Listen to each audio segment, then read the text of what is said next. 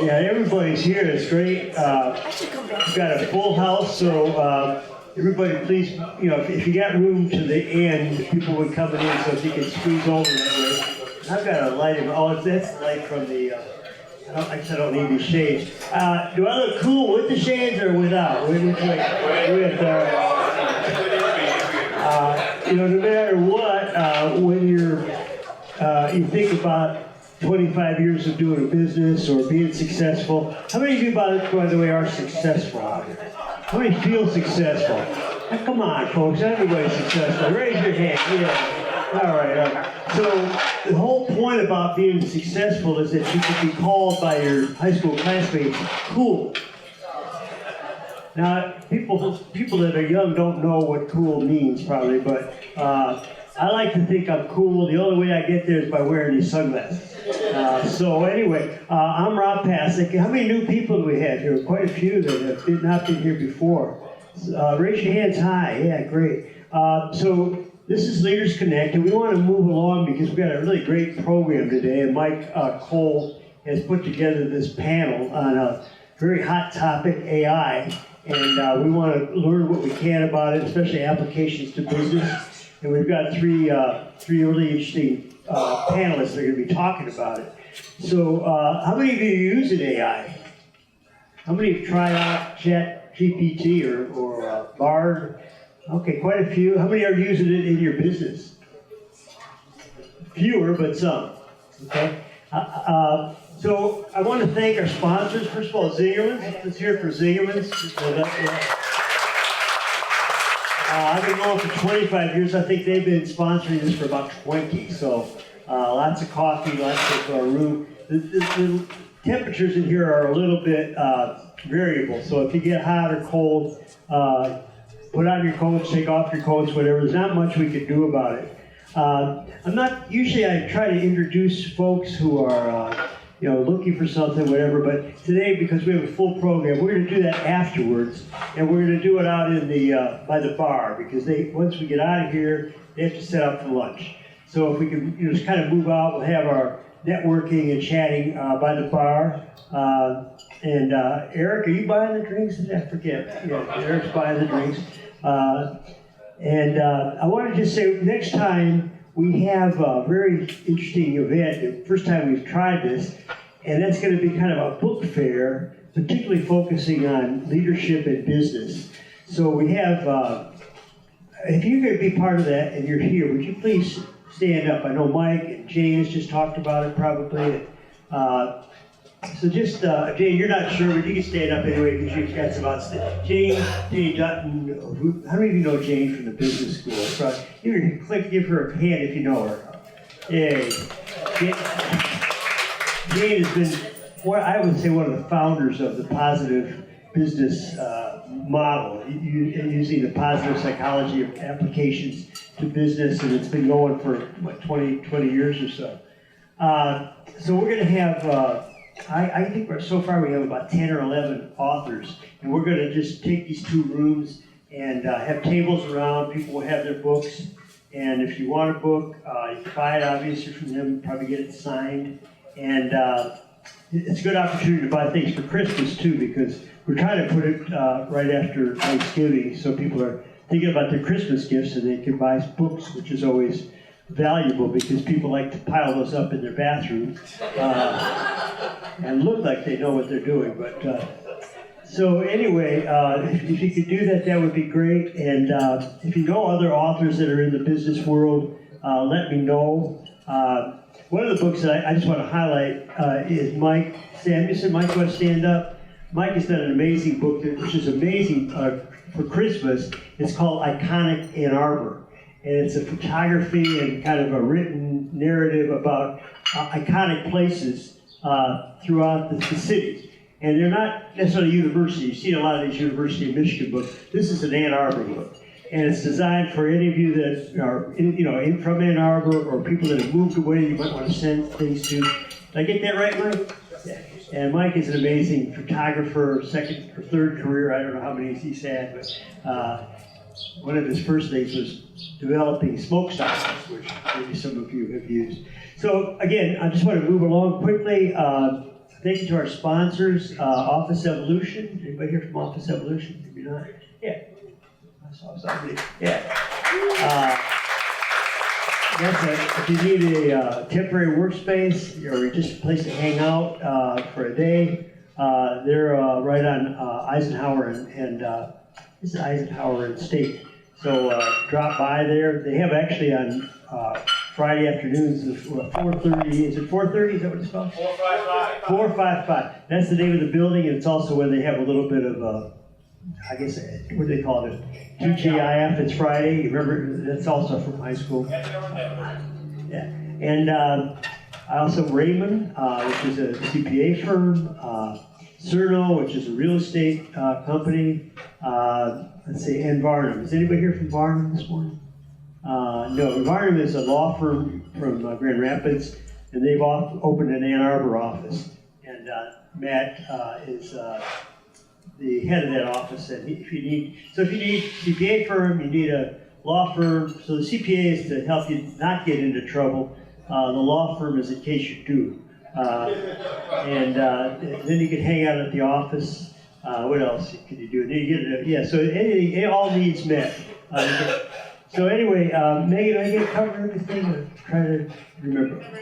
Yeah, my book. I just want to promote my book, which Megan and Karen Tuttle, where's Karen? Have helped me put together. It's going to be out probably in a week or two. It's called A Guide to Healthy Aging for Men. A Guide for Men for Healthy Aging, Staying Strong in Mind, Body, and Spirit. And are any of you aging? If you're not, you probably shouldn't be here. But it's really targeted toward what people, men who are trying to figure out what this is about. Women get a lot of information about their bodies, about what they should do, but we men don't get a whole lot about that. So let's try to give some education and some support. And we're looking for early readers.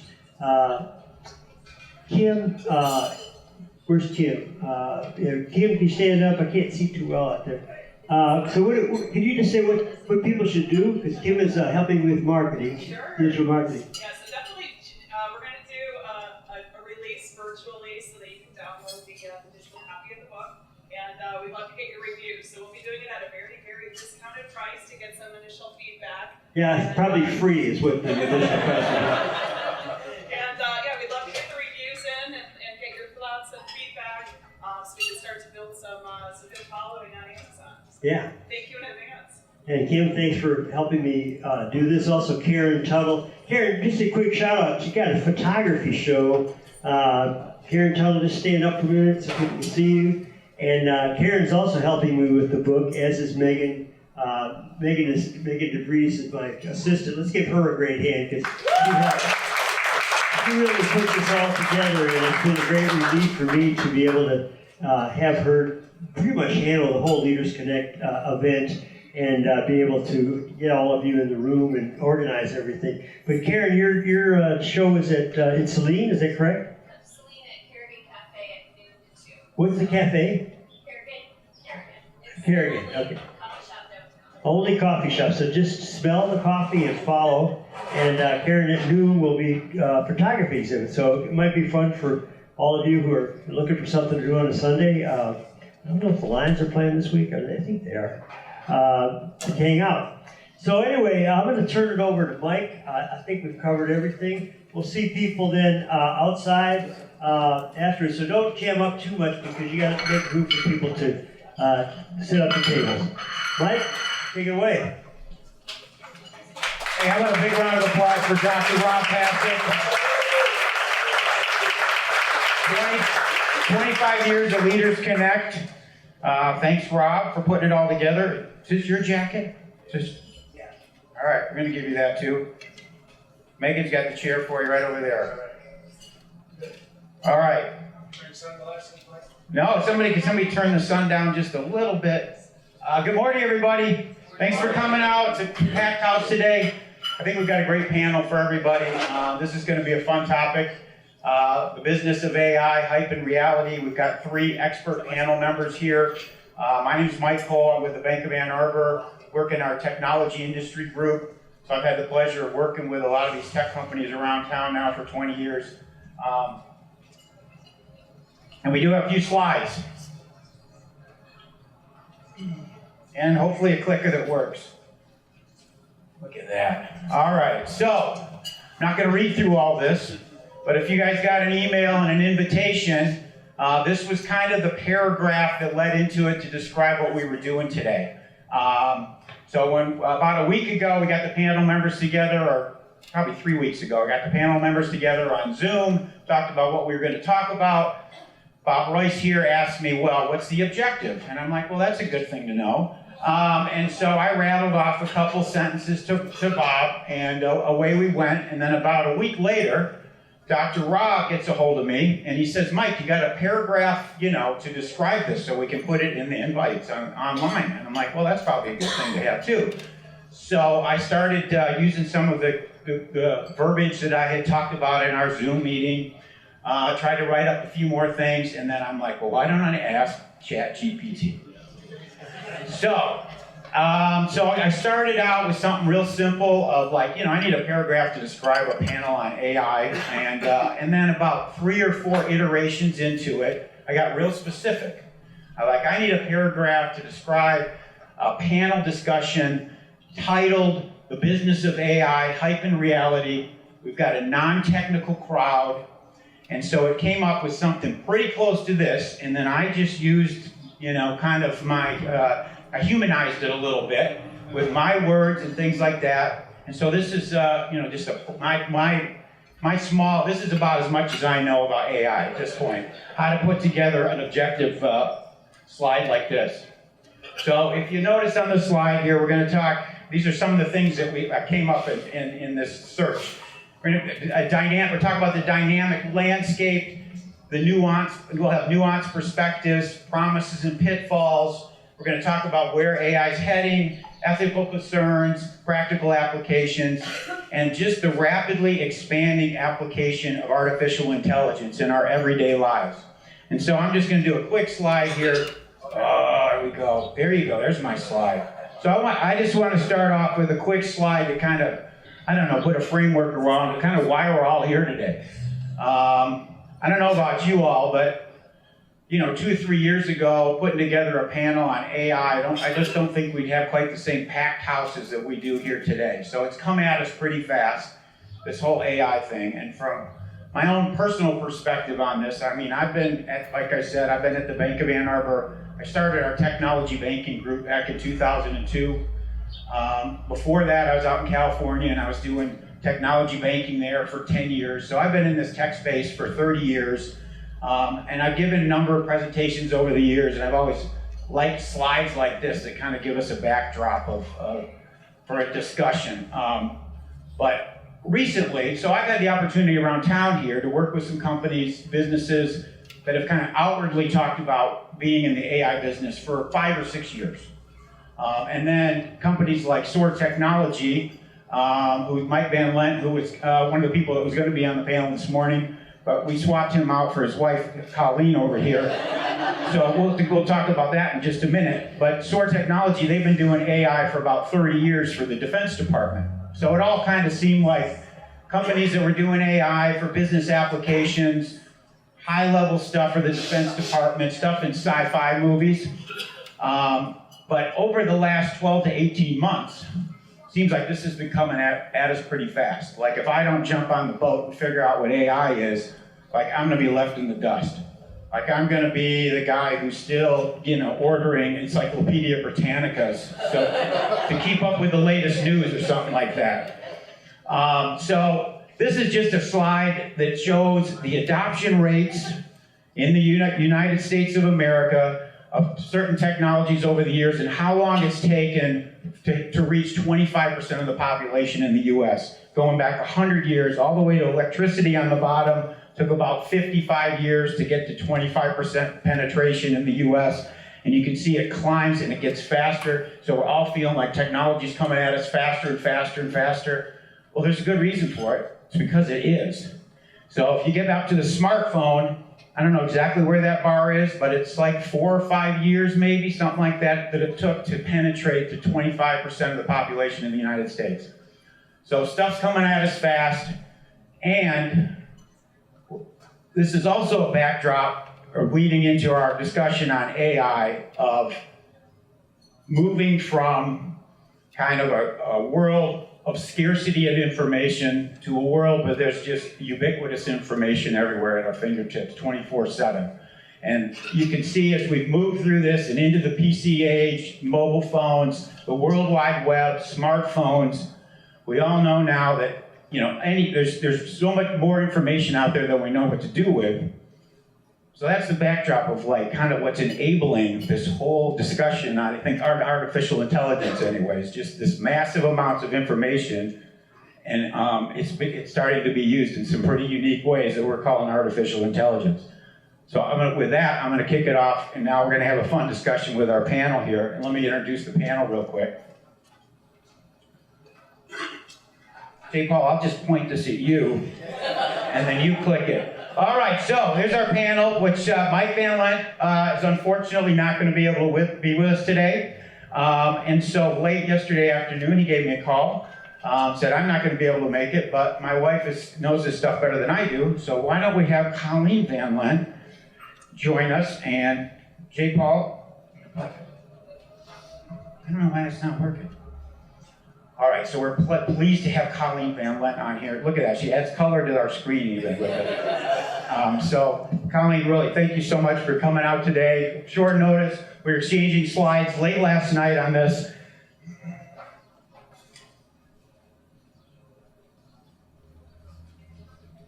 So I'm going to start with Bob Royce here. So Bob over here, Bob's the president of the Understanding Group, which is an information architecture company that he co-founded in 2011. The TUG team, TUG's short for the Understanding Group, and so that's an acronym, a warning alert this morning. We're gonna have a lot of acronyms. If this was like an acronym drinking contest, we'd all be in trouble by the end of the presentation. The TUG team prides itself on helping companies bring clarity to complex circumstances by architecting digital systems that are resilient and easy to use. Bob came to Ann Arbor for school in 1981, and for the past 30 years, he's been helping start and build a variety of software companies and tech-related consulting firms in the greater Ann Arbor area. I've had the privilege to work with Bob as his banker for a lot of years here, and also she has to play some rounds of golf, so appreciate that, Bob. I've always had a good time with that. He has tracked the evolution of AI since the late 1980s, and TUG now offers services to help organizations get ready to harness AI in a way that puts people and process ahead of technology. And I also happen to know that Bob has been passionately involved for many years internationally in helping and providing leadership to ethically minded entrepreneurs in underdeveloped countries. And you can save your applause till the end here. I'm going to introduce them all, and we'll give a big round of LeadersConnect round of applause. Steve Schwartz is our next panelist. Steve is the founder of Alfa, Jango, and previous co-founder and former CTO of CarCode, which was acquired by Edmunds.com. Most recently, Steve co-founded Genomenon in 2014, and let me know if any of this isn't true, and built it from an idea of 150 employees across the US and Europe. Genomenon builds genome interpretation software using AI to help clinical sequencing labs diagnose and treat cancer and childhood rare disease, and to help pharma companies develop precision medicine therapies for cancer and rare disease. Genomenon raised over $30 million in funding, and earlier this year acquired Cambridge, Massachusetts-based Boston Genetics, positioning the company to be the first to curate the entire human genome. Steve is actively involved as an angel investor, an advisor to tech company founders, and a frequent speaker on topics of technical startups, software development, and artificial intelligence.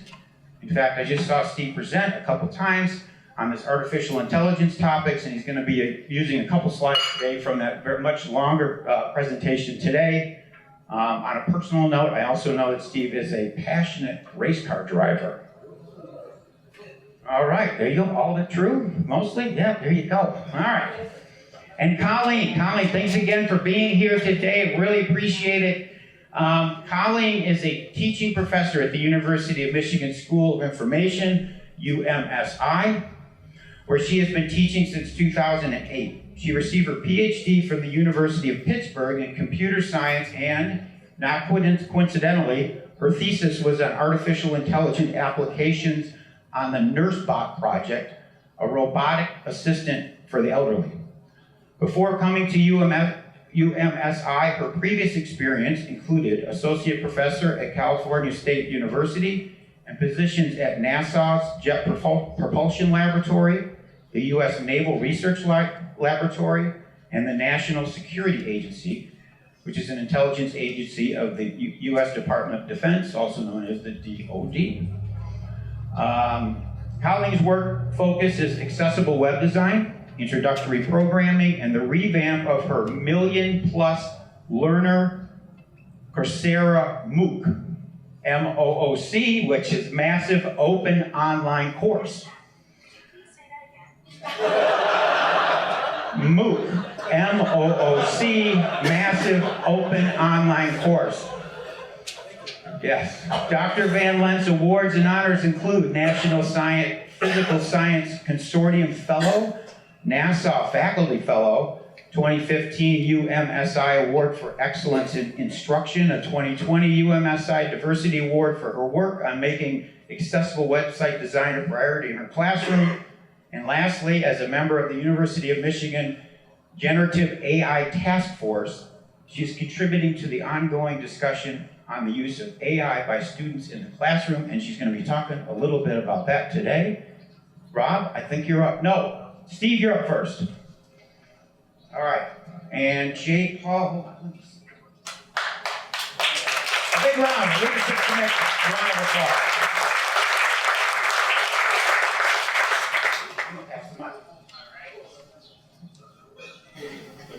Okay, so I wanted to start out here by, I think, setting some context, some sort of contemporary context, where we're at today. I think one of the things that can make AI so confusing to people is that the term artificial intelligence actually goes back about 70 years now to the 1950s. I think is around the time that the term was first coined. And so what's happened in the past 70 years is that while we've been discovering and figuring out more and more about artificial intelligence technology, we've also, alongside that, been figuring out more and more about what it means to be intelligent in the fields of neurology, psychology, and it's a very interdisciplinary topic. And so while the technology has been advancing, so too has our understanding of the meaning of the word intelligence alongside that. And so this term that was coined 70 years has had its very definition sort of evolving, and other supporting descriptions and words are being repurposed and constantly changing out from under us. And so that leads to the term artificial intelligence actually having a pretty complicated and subjective definition. You can really narrow it down. I like to define it as anytime a machine is doing something that typically requires thought. But even that definition can be very subjective and ambiguous. And so the thing to recognize here, this is the Gartner hype cycle. It's proposed to be a natural phenomenon that just sort of happens when new technologies are introduced. The world goes crazy about them, and we have these extremely inflated expectations of the capabilities of that technology and how it's going to change the world. We start using them, we start figuring out that maybe it can't do quite all of those things. We start seeing some of the failures, some of the shortcomings become more publicized and mainstream. And then we finally start making not progress in the technology, sort of. Progress in the technology, but more so this is about progress in the perception of the technology. And so I think what happens here in the plateau of productivity is you get to the more authentic or genuine understandings of the real world implications of this technology. And so I believe right now we're at this peak, not necessarily for artificial intelligence itself, but for the most recent, highly publicized technical advancement of artificial intelligence, which is generative AI. What's really interesting about this is we've had lots of similar world-changing advancements in AI over the past 70 years, and I think we probably go through something approximating this hype curve every time one of those new advances happen. What's really interesting to me is I think the trough of disillusionment actually maps to something that the AI industry calls AI winters. So over the 70 years, it hasn't been this steady progress in AI where every 5 or so years there's a new discovery or a new advancement. It actually kind of more happens that there's a new discovery or advancement, we make some progress on it, then you kind of don't hear about any other advancements for a while. Some of those AI winters can be as long as like 10 or 15 years, something like, or even 20 years. I think one of them, I think there's sort of an AI winter, I forget exactly, but like the 70s and 90s or something like that. So they can be pretty long. I think we're going to hit this trough. This is just purely speculation here, so take it with a grain of salt. I think we're probably going to hit a trough of disillusionment even with generative AI. I've personally talked to a lot of founders and startups that have entire business plans and technical models around the advancement of generative AI. The way that I've seen some of them implementing them, I think there are going to be some pretty big blind spots in some of the deployments of these technologies into production. I think with the hype around it right now, we're likely to see a lot of media coverage when some of those failures prove to be dire. Like I think there might be potential for some really bad things to happen from some of the systems that are getting pushed into production a bit too early before we fully understood the limitations of the technology. And I think that might lead to a trough of disillusionment, but at the same time, the technology is really capable. It does amazing things that I think actually will change how we do things, how technology is built, the types of things that technology is capable of. It's one of the things that makes me so frustrated that it is so hype. Even with all the things it can do, I'm constantly reading articles that propose that it can do even more. I'm constantly reading posts about how ChatGPT may be self-aware. No, it's not self-aware. But it's already so amazing. You don't need to hype it up. You don't need to claim it's self-aware. This is one of the things that frustrates me to no end. It's already amazing. You don't need to overhype it. You don't need to claim it can do things it can't. But I guess the point being, I think once we pass the trough of disillusionment, we will get an actual rebound and a lot of changes that are happening from those systems. The other thing I will say is I think with each new advancement of AI, similar to the slide that Michael showed earlier, I think this whole cycle is getting more and more compressed. Like whereas something else, this cycle may have taken 10 to 15 years in the past with other AI technologies, with generative AI, I wouldn't be surprised if this entire cycle is compressed to like 18 months or something like that. I think it's going to be pretty quick. All right, I think that's all I have to say about this slide. And my second slide here, so I mentioned the discussions that I've had with other founders at other startups, with people within my own startups, about our use of artificial intelligence. And one of the things that keeps coming up is as the CTO, the technology officer, the technical founder of a startup, it can often be very difficult for me to figure out how to have productive conversations with the non-technical leadership of the company. There's this often this push coming from a place of fear of missing out, fear that competitors are going to pass you by because of their use of AI, and those fears are valid. They're valid. It's very possible that that happens, but it's also difficult to have earnest conversations about how your company is going to use AI when the people that you're talking with don't have a firm grasp of what AI even is. I've literally had conversations where people said, okay, well, we have to use ChatGPT because everyone else is using AI, and we can't be the only company using AI. And I go, okay, but ChatGPT isn't a synonym for AI, right? And then I would just kind of get a blank look. And I'd say, okay, let's take a step back. Let's talk about what AI is. And so this is I wanted to figure out a way to illustrate this visually, graphically. And so I created this sort of diagram that I was really into comics growing up. You might be familiar with like the Marvel Universe, the DC Universe, more recently the Marvel Cinematic Universe. So I call this the AI universe. So this is all types of AI, like all AI technologies that exist going back 70 years. All right, so Steve, Yes. the lighting's tough. It's hard to see in the back. I'll describe what these are. This circle here is Yeah, so machine learning. So what you have here, I've divided it. So one thing a caveat I'll tell you is the industry largely accepts that these are the subcategories of AI. So the categories you see here are not opinion. How I've arranged them and made them overlap is pretty subjective. A lot of these technologies sort of intersect and overlap with other technologies. They overlap in very complicated ways. I've vastly oversimplified the overlap to sort of dive into more recent technologies like generative AI. So this is focused more on illustrating where generative AI falls, but the main large divisions here are machine learning, natural language processing, expert systems, and then I have other includes things like vision systems, autonomous machines, self-driving, things like that. I've sort of grouped all into other here because my focus has been software. So machine learning, the next subdivisions here are supervised, unsupervised, and reinforcement learning. Over in natural language processing, we've got generation-based or generative-based versus understanding-based natural language processing. I don't really have any subdivisions to illustrate here.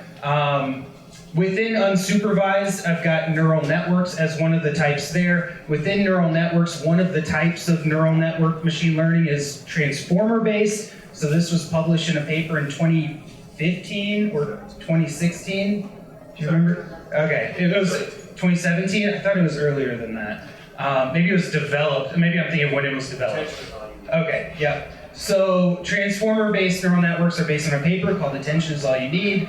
So it's about 5 years old now. 5-6 years old now. Within generative natural language processing, you've got language models. And then what I wanted to show here was in the intersection of transformer-based neural network unsupervised machine learning and generative language models within natural language processing, you've got this intersection where things like large language models exist. So a large language model, by definition, is a generative language model that was trained by a transformer-based neural network. This is all really confusing for technical people.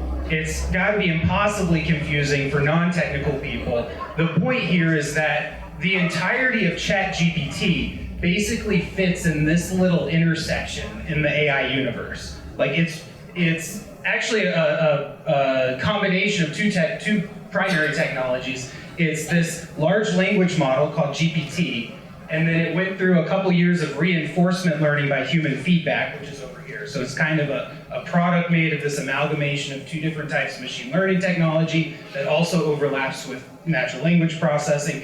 It's confusing as hell. And again, it's really specific. So if you're building a business that uses AI, keep in mind all of the options that you have.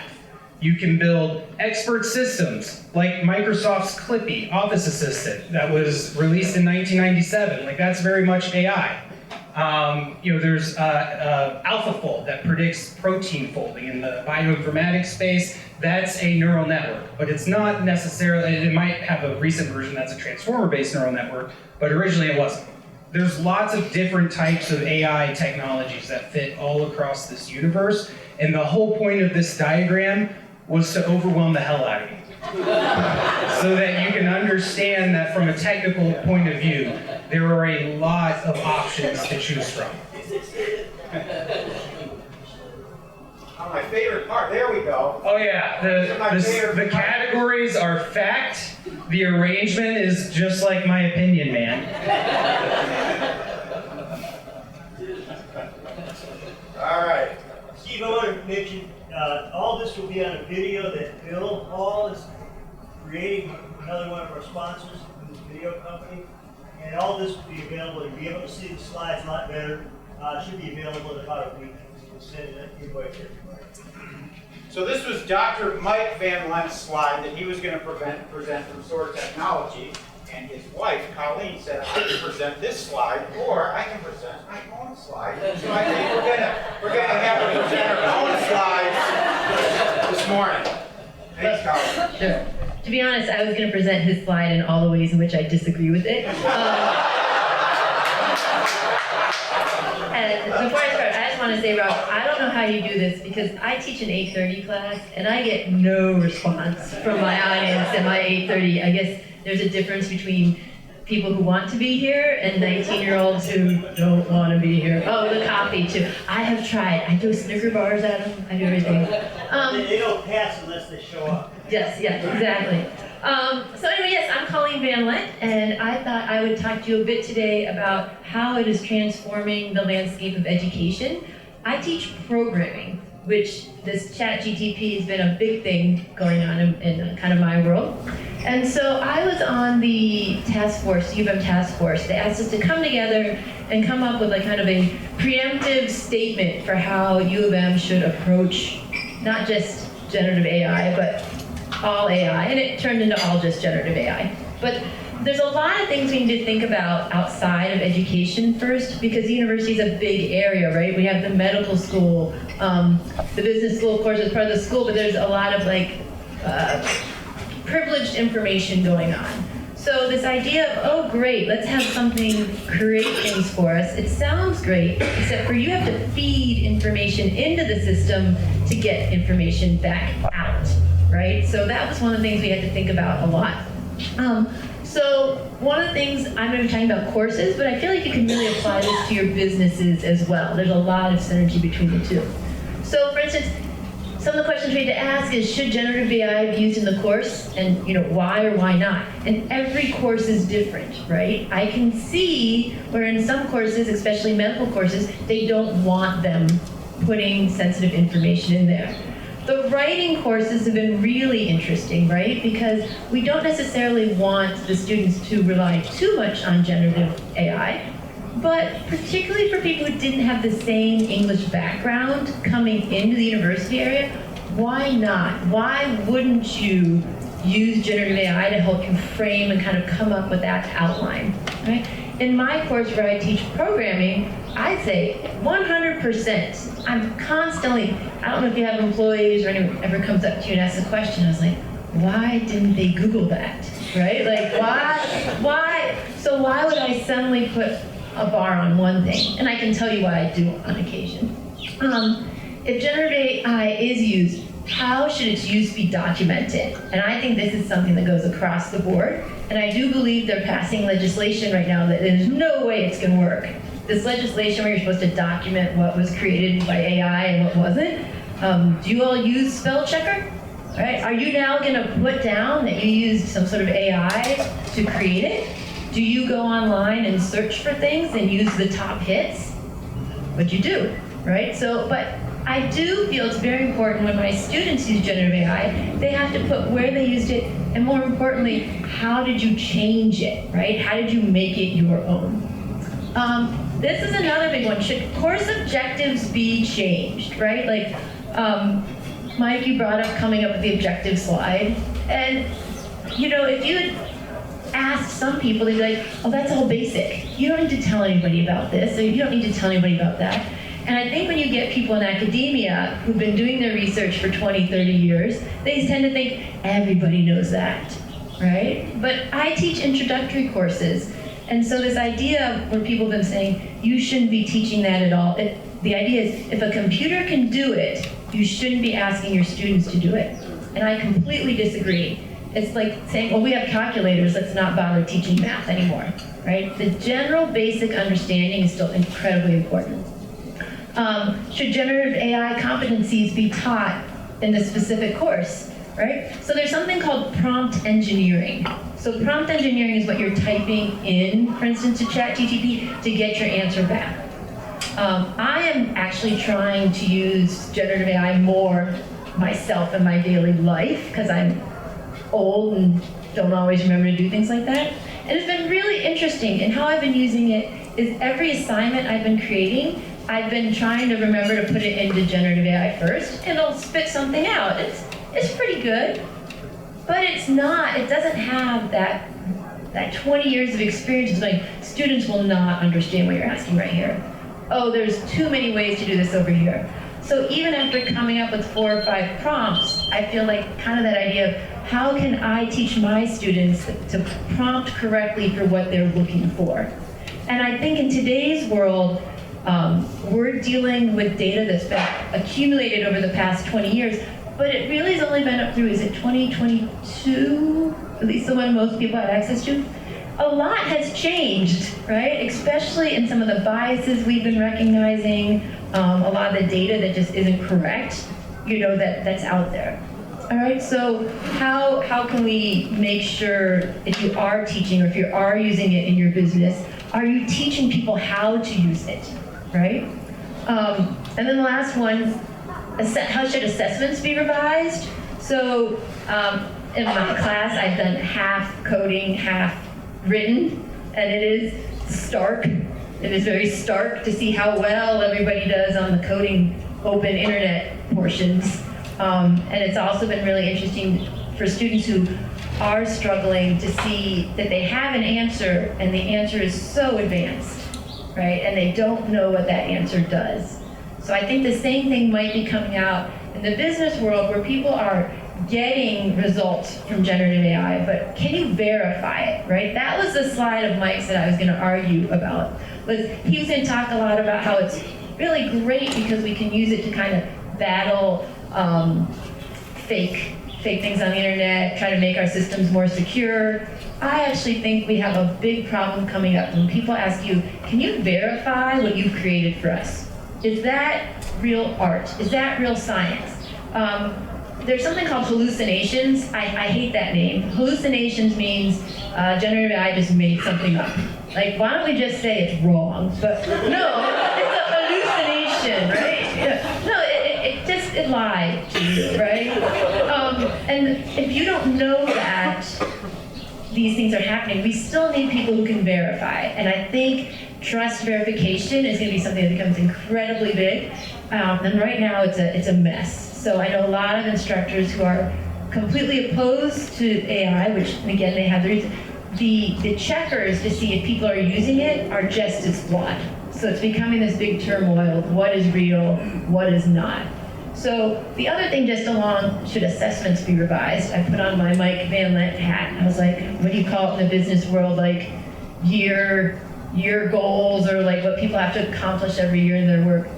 One of the other interesting debates we had in the task force was this idea of, if AI is improving productivity, what does that mean?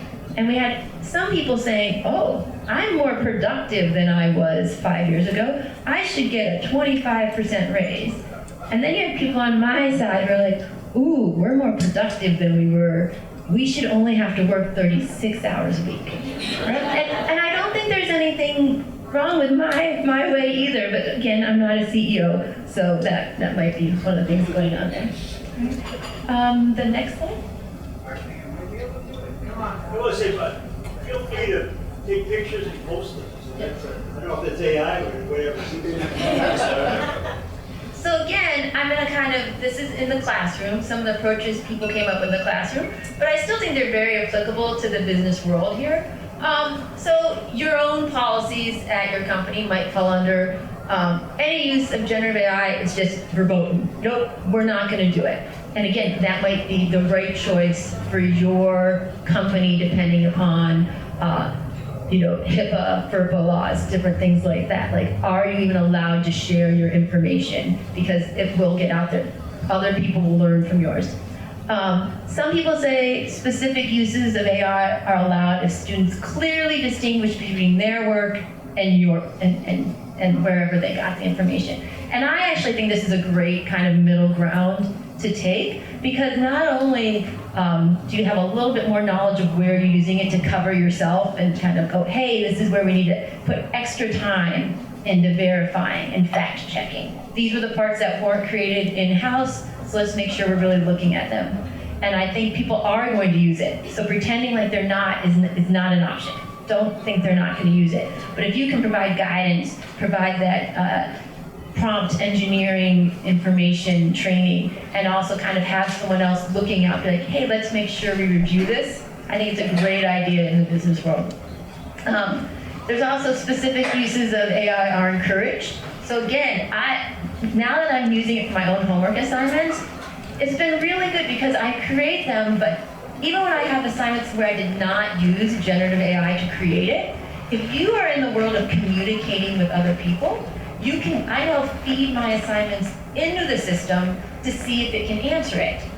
And if generative AI did not get my question correct, and I teach introductory courses, then I probably worded the question wrong. And so it's kind of like actually a little bit of a checker for me to make sure I'm being clear. So it goes both ways, right? It can not only produce work for you, but I think it's very handy having it check the things that you have produced yourself. You know, you can run it through and say, hey, have I made this welcoming enough? Hey, do I have, if you were to do these steps, what would you produce? And I think that's been really helpful for me. Again, in that whole, oops, I've been teaching this for 20 years and it makes total sense to me, and I forget that my students have never done this before. Okay. Then there is the Wild West approach. Woohoo! Go use it. And that's where I've been seeing the most downfall, because again, at least with students, I can't remember, someone just said something, I was gonna try to remember what it was. I think he said something about, oh, if you have a business and you don't want to fall behind, right? Like this fear, no, that's right, the FOMO. In business, you have the FOMO. Students nowadays have an incredible fear of failing, right? And failing is not getting an A, right? Like, if they don't get an A, I've had students drop classes in the 13th week because they were gonna get an A minus. They cannot handle, like, non-perfection. And so when you kind of use this Wild West approach, there's this temptation to just come up with answers and use them, and they're really lacking the basic understanding of where did it come from, how did I create it, how can I verify this myself. So I actually have lowered the objectives for my class, but I'm being incredibly strict on making sure they know the most basics, right? So you can, before they used to cover probably about 30% more material, but I talked with the next instructor and I was like, no, I'm gonna break it down, but we wanna make sure they really know this. Because in the world of generative AI, if you just blindly trust it, you're gonna be in a lot of trouble. So those are kind of the different approaches we're taking. Hopefully you saw some similarities between education and the business world. And then I'm just gonna share one kind of anecdote about AI.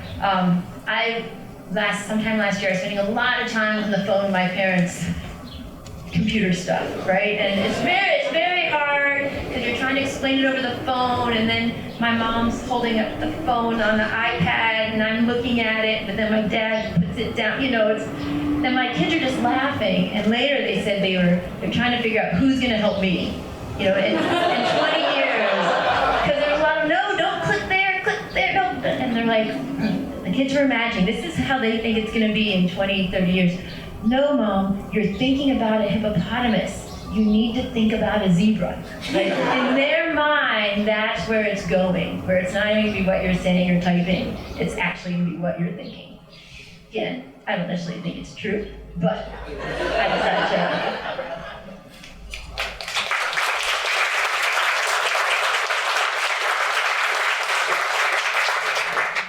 So I'm going to get to a case study in a minute.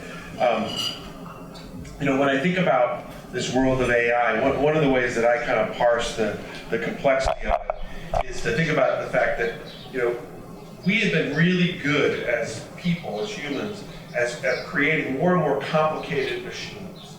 And a complicated machine has millions of parts together, and it fits all together just so, it follows physics, and it uses some form of logic and structure. And we create big machines, we create little tiny machines, computer machines. And the problem with a complicated machine is that it's fragile.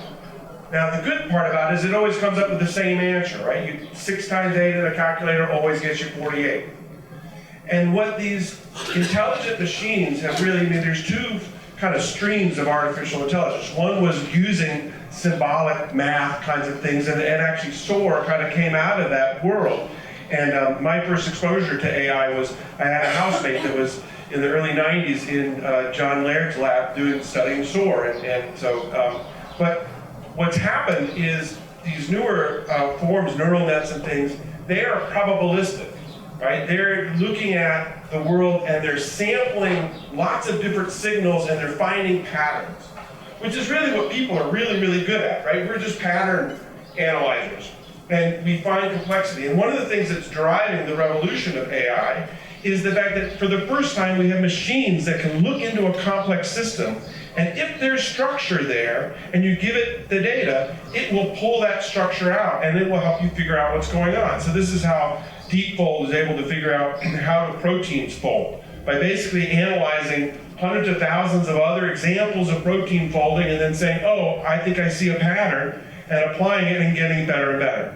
Now and so there's a whole world that's going to be transformed around us, and the ability to do physics and biology and chemistry and so forth. But one of the most complex tools that we use as humans is language. Language, it turns out, is a very complex tool. And we're really good at picking out patterns. And we're really good at having conversations even though we don't always know exactly what the other person's saying. Right? You can still carry on a conversation and not know the precision of what's going on. And so we've now created these tools, generative AI like ChatGPT, that's able to carry on a conversation. Now, it has no idea what it's saying. It's simply a prediction machine. It's predicting what the next word ought to be at any given point in time. But it's able to come up with fairly intelligent things. And it's pretty cool, right? We've talked about you can engage it in conversations, you can ask it questions, you can ask it follow-on questions. You can have it explain something, you can say, okay, so it seems to me it's kind of like this, and it'll tell you, well, yeah, it sort of is like that, but it's not like that, and it does a really pretty good job. But, as Colleen mentioned, it's not always accurate, right? And in fact, when GPT-4, the latest version that came out in April, by the way, just for perspective, we're not quite at the 1-year anniversary of ChatGPT, right? November 30th is when it came out. So this is all happening very, very fast. And the AI you're using today is the worst AI you'll ever use, right? And it's growing exponentially because computing power is increasing, and it's all working synergistically to where it's going to advance very, very rapidly. And so it's important to kind of ground yourself and get ready to figure out, well, what do I do in a world where there are smart machines? Because we tend to defer to smart things, to smart, powerful things. We just like, oh, it said it must be right. And that's a big mistake when it comes to AI, because people are very good at thinking that they come up with systems and they've designed it in a way that they think it all works, but if they haven't really balanced everything out and gotten the alignment, it's going to come up with answers that they think are true and that aren't. Right? Here in Michigan, the Unemployment Commission used some type of deep analytics probably 5-6 years ago, and they accused 30,000 people of unemployment fraud falsely, because the machine was it wasn't right. They didn't use the right data. So you have to be very careful about it. And when GPT came out, they bragged about how much more accurate it was than GPT 3.5. But the accuracy was like up to 80%.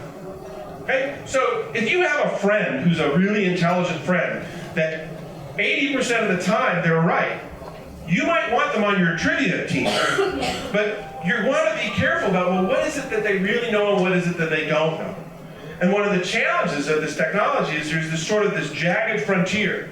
It'll be really super intelligent about some things and follow along in little logic problems, but then not understand that. I think one example is like, it knows that Tom Cruise's mother is Mary something Pfeiffer, but it doesn't know that Mary Pfeiffer's son is Tom Cruise, right? Because it wasn't trained on that. It didn't have information, right? It isn't actually inferring anything.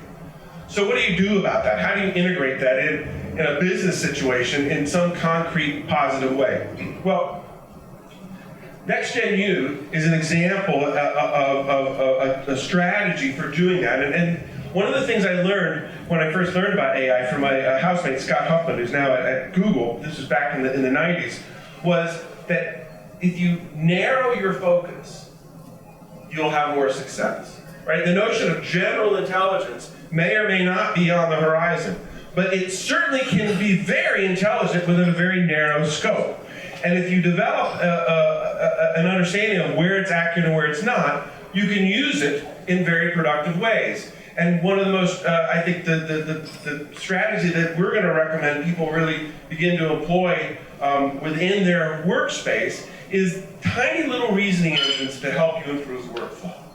So, for the example of NextGenU, if you can go to the next slide, they they're a nonprofit whose focus and mission in life is to create educational material that's freely available for people that have limited access to high quality material. So public health, medicine, nursing, professional development, community health, health services, and so forth. All over the world, they've developed 2,100 universities and institutions have access to the material that they've created, cost-free. And they had a mission, you can go to the next slide. They had a project where they were asked to develop STEM curriculum, science, technology, engineering, and math, for 3 African countries, Benin, Cameroon, and Democratic Republic of Congo. And I think at least one of those, maybe 2 of those are the national language is French. So they've done this before, they've created curriculum, they've got a process where they go out and they scan, looking for open educational resources that they can license, they pull together the appropriate things, they match it to what's needed by the guidelines and so forth from the country, and they produce a curriculum. And by integrating GPT into this, starting about a year ago, they were able to get a 10x increase in the amount of curriculum they were able to develop with their team, with improved quality, and they were happier. So I'm going to talk a little bit about, well, what did they do to do that? And you're seeing other kinds of things. IDC just released a study, that the first really study since GPT came out, ChatGPT came out around things. And industry reports something an average of 250% ROI, or improvement and so forth. You can use this, right? You've got an intelligent assistant that, to the degree that you can trust it and learn to trust it, it doesn't get bored, it doesn't get hungry, you don't have to worry about it. Like, there's a study in Daniel Kahneman's Thinking Fast and Slow about the judge, and they did a study that, if you got sentenced before lunch, you got a harsher sentence than if you got sentenced after lunch, right? You don't have to worry about that with ChatGPT, right? It doesn't. It will perform consistently well or bad, more or less, if you can narrow it down. And even it's not clear that it's possible to completely eliminate hallucinations. So you always have to have checks. But that's why you narrow it down so those checks are easier. So let's go to the next slide and just kind of take a quick look at what they did. So basically, they took their process and they dissected, and you won't be able to read all this, but basically, they set the foundation, they defined competencies, they defined goals, they identified particular learning objectives and outcomes for a particular course, they created the guidelines, they created an activity plan, they identify the resources that are going to go into the actual content, they create the questions, they create the learning activities, right, and then they implement it. And you can see here, these little triangles are places that, at various places where steps were included where they integrated AI into a workflow. Now, it wasn't just, hey, turn it over to ChatGPT and let it go. If you go to the next slide, you can see that it was a highly human process, right? Somebody on the team wrote the prompt, they generated the response, then they reviewed it, then they had a peer review, then they had a subject matter expert work in it, and then they implemented it. And so they were all working together, providing human feedback. The AI wasn't responsible for anything. And this is something that I think, basic foundational principle. It's always a person that has to be responsible for this, period. Don't defer to the machine. It's very straightforward. Machine's gonna help you be intelligent, fine. You be intelligent, and use the machine, and you be prepared to take responsibility for it. So go to the next slide. My watch is telling me my 10 minutes are up. So a really important aspect of this that enabled them to go from days and weeks and weeks and weeks per sections to hours and days and days and days in order to do their curriculum was they focused very intently from the beginning on having an aligned team. This was not just, hey team, we're gonna make you more efficient, here's some machine learning, take it or leave it. It was working with them carefully to create psychological safety, having the ability to discuss and talk about what was going on, and just as importantly, to understand their job satisfaction. What parts of the job do they like doing, and what parts were they happy to offload to the machine? These machines, there was a time when we thought that, if you want to protect yourself against technology, get higher order work, where you're in the planning and work design and not the labor kind of chunking it out. But these machines are actually pretty good at coming up with ideas. And they're pretty good at coming up with work plans. Now, they're not foolproof, you have to do them, but they're very helpful in that strategy. So they can actually help every level. And in fact, there's some, most of the studies out are showing that the jobs that are going to be disrupted by AI are the higher level, higher paid jobs in things. This is going to have a major shift in what's going on employment-wise. But having that, working intently to build that safety and understand, well, what parts of it do you like? There may be some laborious things that you do that you want to keep doing because it's how you stay in touch with some aspect of it. You don't want to completely give that up. And there's other things, there might be planning things where you're perfectly happy to have it be a brainstorming help to do that, and then you pull it together. Thinking about your work and thinking about redesigning your work to take this into account with a team together. It's going to be humans working together in order to figure out how these intelligent assistants work to help them do their job, not to replace them in their job, that I think is going to be the most successful. I think companies that simply use AI to replace people are going to go out of business because nobody's going to want to work for them. And then the companies that use AI to amplify people and help them do better in what they're doing are going to attract people, and they're going to be super powerful because we are still way more intelligent than these machines, right? I mean, you look at all the work we've been putting into self-driving cars, right? 20 years of self-driving cars, but a teenager in an hour can drive a car better than a self-driving car, right? People are way more intelligent still than these machines. So that's my story. We'd love to help you. If you go to areyoureadyforai.com, that's our where we've got our landing page that talks about some of how we help companies. But that's sort of my take on what's going on with AI. How about a big round of applause?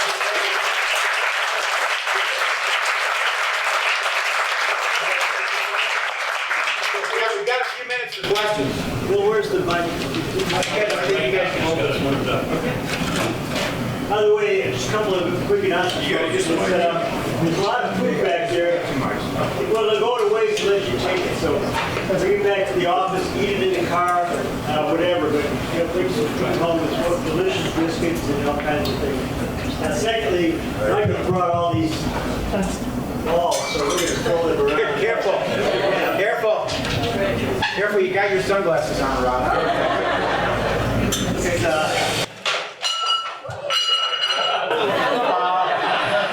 Nice throw, Rob.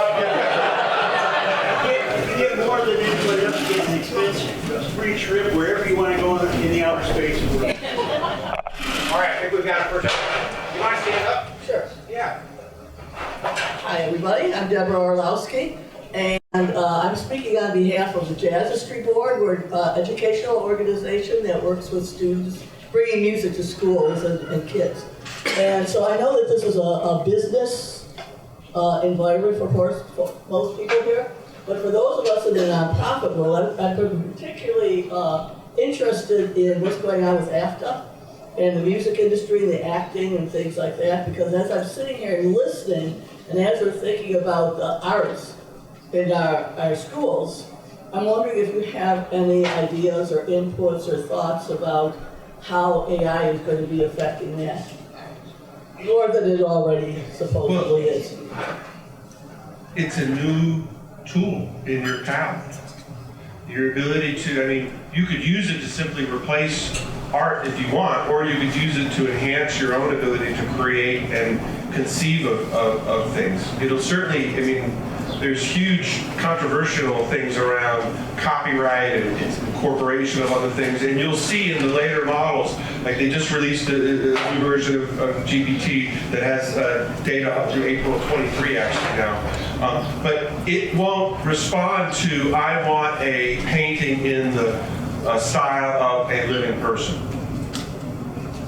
You used to be able to do that, say, give me any more, I'll not live anymore, but you get the sense. But it's just another set of tools that you can use to expand it, to create, and you'll see it the same with language.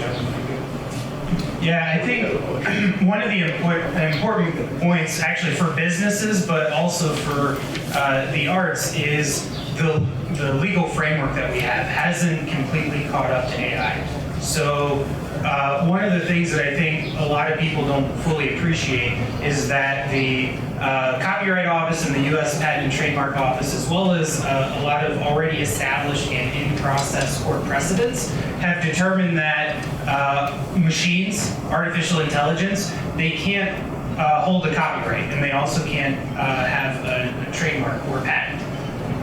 So some of these precedents predate AI. Like there was a court case about a photograph that a photographer tried to get copyright over when they were taking wildlife photography, and a monkey stole their camera and took a really cool picture. And the Copyright Office actually came back and said, you can't have the copyright for that picture because copyright requires artistic input from a human specifically. So a monkey took this, you didn't take it, basically establishing that the rights to that photograph are public domain if a monkey does it. Likewise, if a machine creates artwork, as of right now, that's essentially public domain. So if you have any sort of art that it just is generated by AI, technically you can't really protect it from just being copied and used by anyone for anything. The same goes for text generated by ChatGPT or any other type of language model. Can't be copyrighted because it was authored by a machine. There was someone about a year ago who submitted a patent application for an invention that was created entirely by AI, and they listed as the inventor the AI program, and the Patent and Trademark Office declined it because they said AI can't, only humans can author patents. They did state that, you know, if you invented something but had the help of AI, then you're the primary inventor and you can still patent that thing. But if the AI just invented it, then it's not patentable at all. And so I think there's going to be a lot of questions in terms of where's that line between something that was authored by AI versus you authored it with the use of AI as a tool. You know, if I create an artistic work in Photoshop, Photoshop has some pretty advanced functions. They have some AI functions built in. I can still have ownership, protectable ownership of that artwork because Photoshop is just a tool like a paintbrush or a pencil or something like that. But if the AI completely creates it and I didn't have artistic input, then it's not protectable. And I think a lot of companies are going to have to think really hard about the protectability of the things that they're creating with AI. And right now, a lot of it is still up in the air. There are several court cases that are still running their way through the circuits that will start to establish sort of clues as to what the total framework would end up being. But at the end of the day, we're likely going to need legislation that's explicitly designed around AI capabilities. All right, another question back here. Kemper? Yeah, real quick. Kemper with Applied Fitness Solutions. I have a health wellness studio in Ann Arbor, and this is a very tactical business question for you guys and maybe some of the marketing people in the room too. So, what implications would you say that AI has on digital marketing? For example, the person we're working with is marketing is telling us, hey, people are not using Google anymore. They're going to ChatGPT to learn information. So people are moving away from Google, which influences Google ads and keywords and SEO and all that. So just curious, high level, you know, generative AI, does it have any implications from a marketing standpoint when we're focusing on things like Google or other platforms? Yes.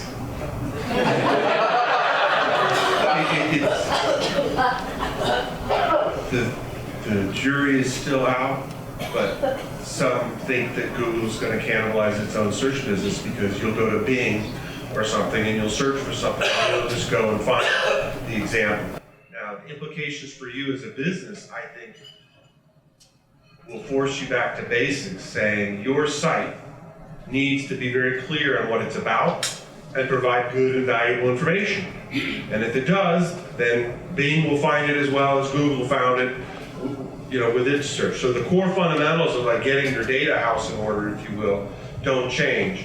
The ability to create marketing text, the ability to create manipulative marketing text that targets particular personas. And I use manipulative pejoratively because I think the balance between persuasive and manipulative is going to be, some people that are fearful of AI are fearful because they recognize how good it's going to get at pushing people's buttons. It's going to understand way better than most marketers how to get to particular target people if you let them do it. So it's going to definitely transform it, but how to get you prepared, I wouldn't know other than just be really clear in your messaging, just like you always are, and make sure your website has good content about it that it would want to find.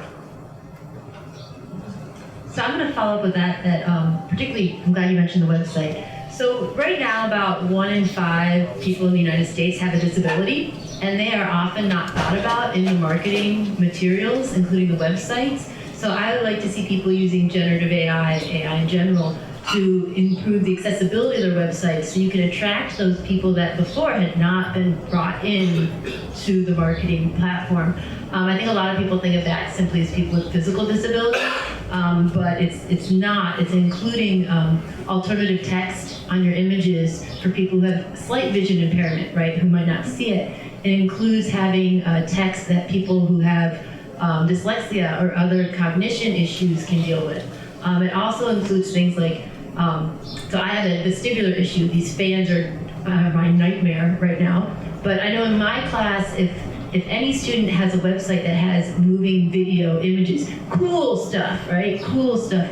There is a button I can push on my computer to turn off all motion. We all have it. We all have it in our preferences. And it takes 2 lines of code to automatically turn the motion off. But nobody does it. Like, nobody does it at all. So I think that we can use some of this AI for good and that we can improve the quality of our sites in ways that other people aren't thinking about. I'd also push back that Ann Arbor is full of people who think tech is going to go way faster. Like, everyone told me my kids would never drive. John Laird told me my kids would never drive. It's not coming quite as fast as people think. All right, I think we are right at the end here. So another round of applause for our panel would be great.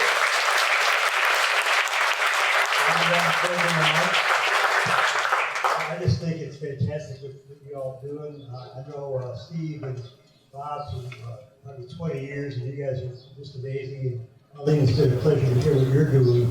I just want to thank you. I also want to say, just personally, I've got this new book coming out, and AI has really helped. Mike Samuelson, who is raising your hand, Mike, is creating the cover. And Mike, how did you do that? Who did that to go? No.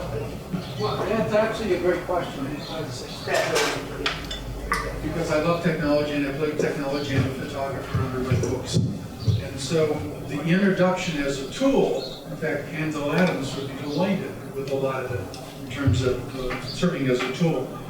What I was able to do is we wanted to make sure that we had a representative presentation on the cover, which was men in the aging process, sitting around having coffee and chatting very amicably about whatever men talk about at this age.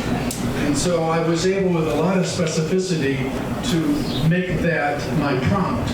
And in the course of that, it was to make sure we had diversity. So I added diversity into it, and part of diversity was handicap, was disability, so that we recognize that everybody is in this situation.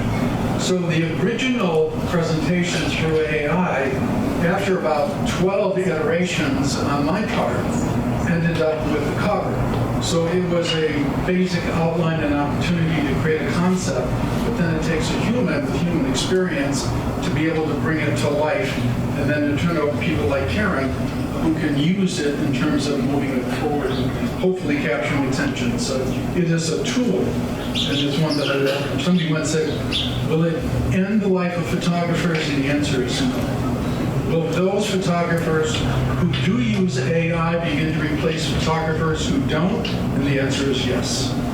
So, how many folks, and Mike, you said you did 12, and then Karen and Megan and I looked at these images, which look like, real people. I mean, they look very real. And they are. I don't know, they're not, but I mean, they're based again on the I guess what you call what was the term, Bob, about the Amalgamation. yeah, amalgamation. But we went through about another 12 iterations to get it right. We probably would do another one. So, but the thing is, if I had hired an artist to just do that, I'd get one thing, and it would be a lot of money. But if I didn't like it, that artist is not going to redo it. And so, it's good, but I worry about the artist a little bit, but they have to learn to use the tool themselves, as you did, as a photographer.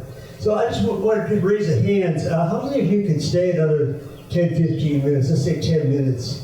So most people can. If you have to boogie out, then please do that. But can you folks go a few more? Because I think that there's more questions, and we also can take comments if people are working on some of this. So. All right, Colleen's got to go. She's closing on house in about an hour. All right, thanks, Colleen. So for what's left of the panel, does anybody have a question? Back here in the barbecue patio or anywhere back in here? Any questions? I got one right over here. Here we go. Roger, you pass that down. That's kind of a question. So, when you had your graph with the circles and about the, like the neural network, so is it more like the AI's comprehension of the language, like whatever that language is, English, Chinese, or whatever, it's taking that information and applying it to a subject, so which is why it's not always 100% accurate, but it gets some of the things right? Yeah, so I guess the question then is sort of digging into why are large language models like ChatGPT, why do they hallucinate or lie so much? It's sort of a characteristic of the technology, a transformer-based neural network. It can sort of be oversimplified as a really complicated word calculator. It's taking everything that came before it and trying to predict what's the most likely next word that a human would say, keeping in mind that its definition of human is whatever it reads on the internet. So already it's a little bit problematic because a lot of the internet is written by bots already.